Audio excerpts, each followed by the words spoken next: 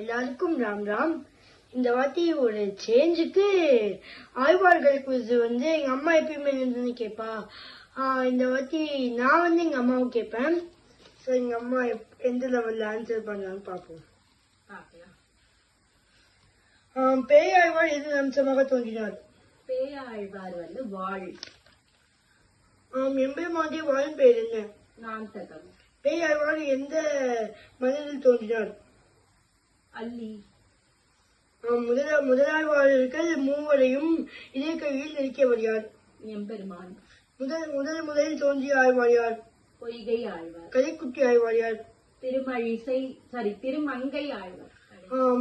குழந்தை பருவத்தில் திருமழிசை ஆழ்வாரை வளர்த்தவர் யார்? பங்கைய செல்வி திருவாளன். திருமழிசை ஆழ்வாரின் சீடர்? கணிக்கண்ணன். திருமழிசை ஆழ்வாருக்கு சிவபெருமான் கொடுத்த விருது யாரு? பக்திசாரர். திருமழிசை ஆழ்வார் திருவல்லிக்கேயின் திவ்ய பிரபந்தத்தில் எவ்விதத்தில் யோகத்தில் ஆழ்ந்திருந்தார்? கஜேந்திர சிரஸ். திருமழிசை ஆழ்வாருக்கு திருமண் யார் அருளாலே கிடைத்தது? கொஞ்சம் ரொம்ப ஃபாஸ்டா கேக்குறேன். திருமழிசை ஆழ்வாருக்கு திருமண் யார் அருளாலே கிடைத்தது? திருவேங்கடமுடையார். திருவேற்காவிலிருந்து கணிக்கண்ணனுடன் புறப்பட்ட திருமழிசை ஆழ்வார் இரவில் எந்த ஊரில் தங்கினார்? ஓரிரவு இருக்கை. திருமழிசை ஆழ்வார் யாருடைய அவதாரம்? சக்கரம். எம்பெருமான் திருக்கையிலுள்ள சக்கரத்திற்கு என்ன பெயர்? சுதர்சன சக்கரம். திருமழிசை ஆழ்வார் இடம் தோன்றிய சித்தர் யார்? கொங்கண சித்தர். ஒரு பிறவியிலே இருபிறவியான ஆழ்வார்? திருமழிசை ஆழ்வார்.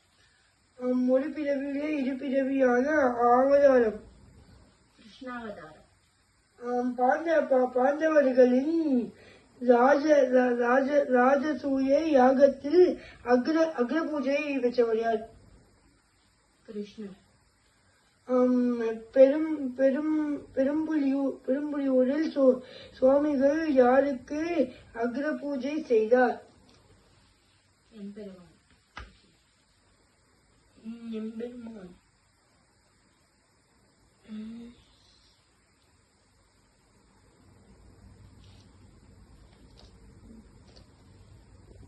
தப்பு.